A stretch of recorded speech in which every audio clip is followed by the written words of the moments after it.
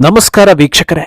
ದೆಹಲಿ ಎಲೆಕ್ಷನ್ಗೆ ಕೆಲವೇ ತಿಂಗಳುಗಳು ಬಾಕಿ ಇರೋ ಹೊತ್ತಲ್ಲಿ ಕಾಂಗ್ರೆಸ್ಗೆ ಮಿತ್ರರಿಂದಲೇ ಹೊಡೆತ ಬೀಳ್ತಾ ಇದೆ.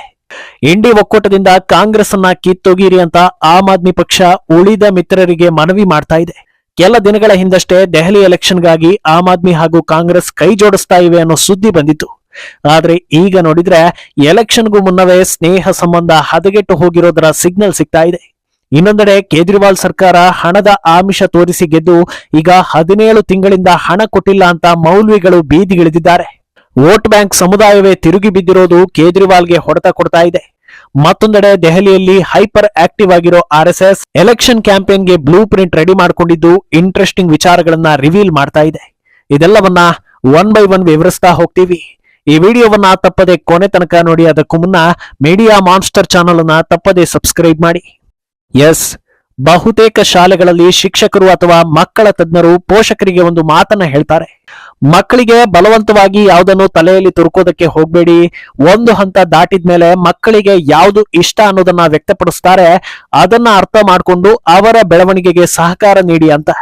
ಈ ಮಾತು ಈಗ ಬರೋದಕ್ಕೆ ಕಾರಣ ರಾಹುಲ್ ಗಾಂಧಿಯ ರಾಜಕೀಯ ಹಾದಿ. ರಾಹುಲ್ಗೆ ಪಾಲಿಟಿಕ್ಸ್ ಇಷ್ಟ ಇರಲಿಲ್ಲ, ಬಲವಂತವಾಗಿ ಎಳೆದು ತಂದ್ರು ಅನ್ನೋ ಸುದ್ದಿ ಮೊದಲಿಂದಲೂ ಇದೆ. ಈಗ ಅದು ಭಾರತದ ಹಳೆ ಪಕ್ಷವನ್ನ ಯಾವ ರೀತಿ ಕಾಡ್ತಾ ಇದೆ ಅನ್ನೋದಕ್ಕೆ ಸದ್ಯದ ಬೆಳವಣಿಗೆಗಳೇ ಸಾಕ್ಷಿ.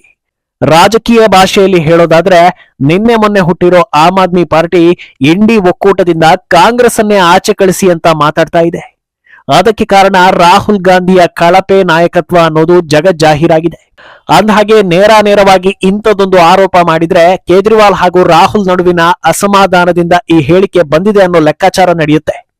ಅದಕ್ಕಾಗಿ ಒಂದಷ್ಟು ಕಾರಣಗಳನ್ನ ಮುಂದಿಟ್ಕೊಂಡು ಆಮ್ ಆದ್ಮಿ ಪಾರ್ಟಿ ಈ ಆರೋಪವನ್ನ ಮಾಡ್ತಾ ಇದೆ.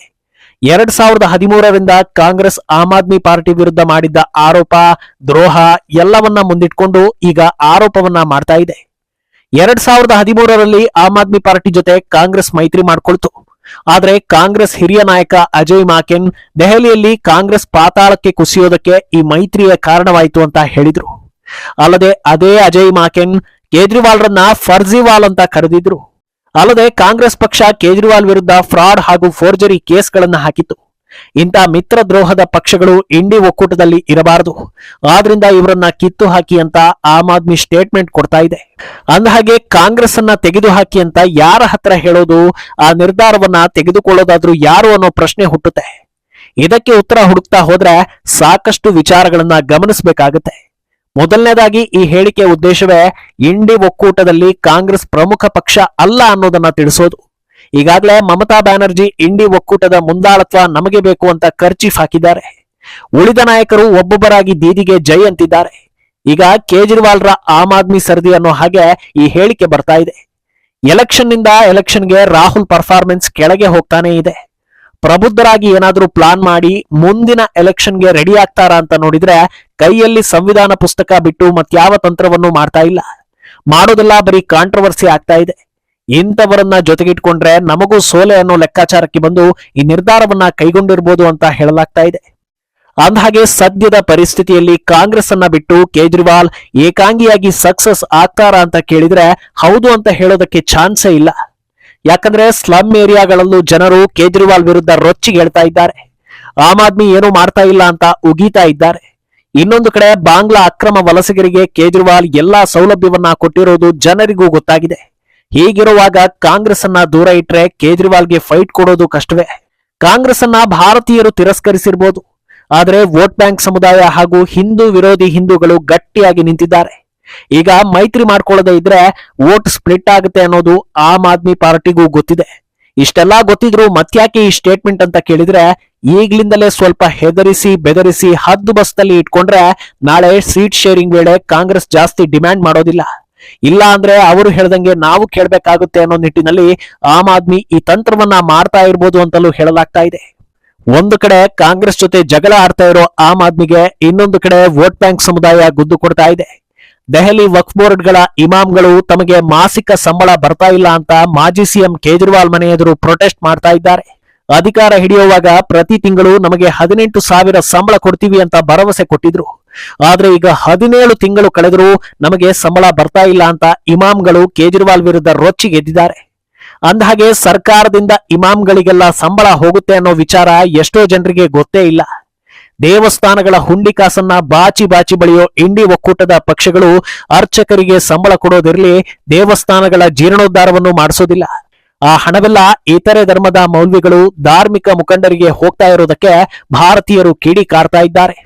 ಇನ್ನು ಇಂಡಿ ಮಿತ್ರರ ಕತೆ ಹೀಗಾದ್ರೆ, ಇತ್ತ ಬಿಜೆಪಿ ಈ ಬಾರಿ ದೆಹಲಿಯನ್ನ ಬಿಡಲೇಬಾರದು ಅಂತ ಡಿಸೈಡ್ ಮಾಡಿದಂತಿದೆ. RSS ಕೈಗೆ ಎಲೆಕ್ಷನ್ ಜವಾಬ್ದಾರಿ ಕೊಡಲಾಗಿದ್ದು ಈಗಾಗಲೇ ಗ್ರೌಂಡ್ ಲೆವೆಲ್ ಸ್ಟ್ರಾಟಜಿ ಶುರುವಾಗಿದೆ. ಈ ಬಾರಿ ಸುಮಾರು 50,000ಕ್ಕೂ ಅಧಿಕ ಸಣ್ಣ ಲೆವೆಲ್ ಮೀಟಿಂಗ್ ಮಾಡೋದಕ್ಕೆ RSS ಮುಂದಾಗಿದೆ ಅನ್ನೋದನ್ನ ಈ ಹಿಂದಿನ ಎಪಿಸೋಡ್ ಒಂದರಲ್ಲಿ ಹೇಳಿದ್ವಿ. ಆದ್ರೆ ಈಗ ಇನ್ನೂ ಒಂದಷ್ಟು ಸ್ಟ್ರಾಟಜಿಗಳು ರಿವೀಲ್ ಆಗ್ತಾ ಇವೆ. ಮುಂದಿನ 2 ತಿಂಗಳಲ್ಲಿ RSS ಪ್ಲಾನ್ ಮಾಡಿರೋ ಸೆಮಿನಾರ್ಗಳ ಸಂಖ್ಯೆ ಬರೋಬ್ಬರಿ 1.5 ಲಕ್ಷ. ಊಹಿಸೋದಕ್ಕೂ ಸಾಧ್ಯವಿಲ್ಲದೆ ಇರೋ ರೇಂಜ್ನಲ್ಲಿ RSS ಫೀಲ್ಡ್ ವರ್ಕ್ ಮಾಡ್ತಾ ಇದೆ.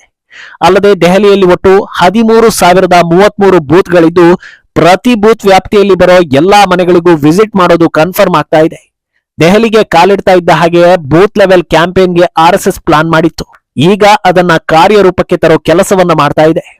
ಮೈಕ್ರೋ ಲೆವೆಲ್ ನಲ್ಲಿ RSS ವರ್ಕ್ ಮಾಡ್ತಾ ಇದ್ದು ಈ 13,000 ಬೂತ್ಗಳ ಪೈಕಿ ಪ್ರತಿ ಬೂತ್ ನಲ್ಲೂ ಏನಿಲ್ಲ ಅಂದ್ರೂ 10 ಸೆಮಿನಾರ್ಗಳು ನಡೆಯುತ್ತೆ. ಅಂದಹಾಗೆ ಈ ಮೈಕ್ರೋ ಲೆವೆಲ್ ಕೆಲಸಗಳೆಲ್ಲ ಬೇಕಾ? ಒಂದು ಎಲೆಕ್ಷನ್ ಗೆಲ್ಲೋದಕ್ಕೆ ಇಷ್ಟೆಲ್ಲ ಕೆಲಸ ಮಾಡ್ಬೇಕಾ ಅಂತ ಕೇಳಿದ್ರೆ ಬಹುಶಃ ಅದು ಮೂರ್ಖತನದ ಪ್ರಶ್ನೆ ಆಗ್ಬೋದು. ಸದ್ಯದ ಟ್ರೆಂಡ್ ನಲ್ಲಿ ಎಲೆಕ್ಷನ್ ಅನ್ನೋದು ಸೋಲು ಗೆಲುವಿನ ಆಟ ಆಗಿದೆ. ಜನರು ಕೂಡ ತಮ್ಮ ಜೀವನ ಹಳ್ಳ ಹಿಡಿದಿದ್ರು ಪರವಾಗಿಲ್ಲ, ನಾವು ವೋಟ್ ಹಾಕಿದವರು ಗೆಲ್ತಾರಾ ಇಲ್ವಾ ಅನ್ನೋದನ್ನ ಮಾತ್ರ ನೋಡ್ತಾ ಇದ್ದಾರೆ. ಆದ್ರೆ ಎಲೆಕ್ಷನ್ ಉದ್ದೇಶವೇ ಒಂದು ದೇಶದ ಅಭಿವೃದ್ಧಿ. ಜನರು ತಮ್ಮ ಜವಾಬ್ದಾರಿಯನ್ನೇ ಮರೆತು ಹೋಗ್ತಾ ಇದ್ದಾರೆ. ಒಂದು ಕ್ಷೇತ್ರದಲ್ಲಿ ಯಾವುದೋ ಒಂದು ಮೂಲೆಯಲ್ಲಿ ಸಣ್ಣ ಗುಡಿಸಲಲ್ಲಿ ವೃದ್ಧ ದಂಪತಿ ಇದ್ದಾರೆ ಅಂದ್ರೆ ಅವರನ್ನ ನಿರ್ಲಕ್ಷ್ಯ ಮಾಡೋ ಹಾಗಿಲ್ಲ. ಯಾಕಂದ್ರೆ ಅವರು ನಮ್ಮ ದೇಶದ ಆಸ್ತಿ, ಅವರು ನಮ್ಮ ದೇಶದಲ್ಲಿ ಬದುಕೋದಕ್ಕೆ ಅರ್ಹರು. ಅವರಿಗೂ ಎಲ್ಲರಿಗೂ ಸಿಗೋ ಹಾಗೆ ಸೌಲಭ್ಯಗಳು ಸಿಗಬೇಕು. ಇದನ್ನ ನೆನಪಿಸೋ ಕೆಲಸವನ್ನೇ ಈಗ RSS ಮಾಡ್ತಾ ಇರೋದು. ಎಲೆಕ್ಷನ್ ಟೈಮ್ ನಲ್ಲಿ ಬರ್ತಾರೆ, ಕೈ ಮುಗಿತಾರೆ, ಹಣ ಕೊಡ್ತಾರೆ, ವೋಟ್ ಹಾಕಿಸ್ಕೊಂಡು ಹೋಗ್ತಾರೆ ಅನ್ನೋದು ಕೇವಲ ಒಂದು ಪಕ್ಷದ ಮೇಲಿರೋ ಆರೋಪ ಅಲ್ಲ, ಎಲ್ಲಾ ಪಕ್ಷಗಳ ಮೇಲಿರೋ ಆರೋಪ. ಆದ್ರೆ ಪ್ರತಿ ಮನೆಗೆ ತೆರಳಿ ಯಾವ ಕಾರಣಕ್ಕೆ ವೋಟ್ ಹಾಕಬೇಕು, ಯಾರಿಗೆ ವೋಟ್ ಹಾಕಿದ್ರೆ ಏನಾಗುತ್ತೆ, ಬಿಜೆಪಿಗೆ ವೋಟ್ ಹಾಕೋದ್ರಿಂದ ನಿಮ್ಮ ಸಮಸ್ಯೆ ಹೇಗೆ ಬಗೆಹರಿಯುತ್ತೆ ಅನ್ನೋದನ್ನ ಅರ್ಥ ಮಾಡಿಸೋ ಕೆಲಸವನ್ನೇ ಈಗ RSS ಮಾಡ್ತಾ ಇರೋದು. ಇದರ ಇಂಪ್ಯಾಕ್ಟ್ ಒಂದೇ ರೀತಿ ಇರೋದಿಲ್ಲ. ಕೆಲವರು ಕನ್ವಿನ್ಸ್ ಆಗಿ ವೋಟ್ ಹಾಕ್ತಾರೆ, ಕೆಲವರು ವಿಷಯವನ್ನ ಅರ್ಥ ಮಾಡ್ಕೊಂಡು ವೋಟ್ ಹಾಕ್ತಾರೆ, ಇನ್ನು ಕೆಲವರು ನಮ್ಮ ಮನೆಗೆ ಬಂದು ಮಾತಾಡಿದ್ರಲ್ಲ ಅನ್ನೋ ವಿಶ್ವಾಸಕ್ಕೆ ವೋಟ್ ಹಾಕ್ತಾರೆ. ಹೀಗೆ ಹಲವು ಆಯಾಮಗಳಲ್ಲಿ ಡೋರ್ ಟು ಡೋರ್ ಕ್ಯಾಂಪೇನ್ ಒಂದು ಪಕ್ಷದ ಗೆಲುವಿಗೆ ಪಾಸಿಟಿವ್ ಆಗಿ ಬದಲಾಗುತ್ತೆ. ಒಟ್ನಲ್ಲಿ ಆಮ್ ಆದ್ಮಿಗೆ ಈ ಬಾರಿ ಗೆಲುವು ಸುಲಭ ಇಲ್ಲ ಅನ್ನೋದು ಅರ್ಥ ಆಗಿರೋದ್ರಿಂದ ಒಂದಾದ ನಂತರ ಒಂದು ಹೇಳಿಕೆ ನೀಡಿ ಹೊಸ ಬೆಳವಣಿಗೆಗೆ ಸಾಕ್ಷಿ ಆಗ್ತಾ ಇದೆ. ಇತ್ತ ಬಿಜೆಪಿ ಗೆಲ್ಲಲೇಬೇಕು ಅಂತ RSS ಇನ್ನಿಲ್ಲದ ಶ್ರಮವನ್ನ ಹಾಕ್ತಾ ಇದೆ. ಅಂತಿಮವಾಗಿ ಯಾರ ಕೈ ಮೇಲಾಗಲಿದೆ ಅನ್ನೋದು ಸದ್ಯಕ್ಕಂತೂ ಕುತೂಹಲ. ಈ ಬಗ್ಗೆ ನಿಮ್ಮ ಅಭಿಪ್ರಾಯವನ್ನ ತಪ್ಪದೆ ಕಾಮೆಂಟ್ ಮೂಲಕ ತಿಳಿಸಿ.